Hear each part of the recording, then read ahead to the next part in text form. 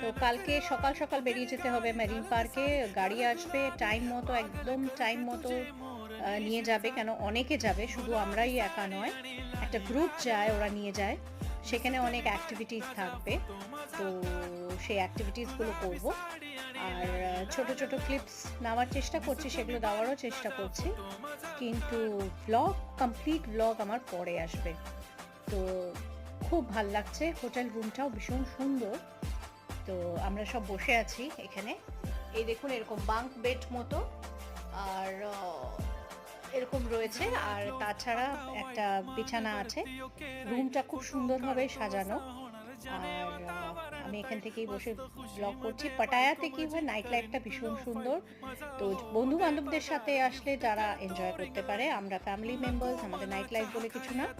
ঘুরে এসেছি, এসে ডিনার করে একেবারে ঢুকলাম।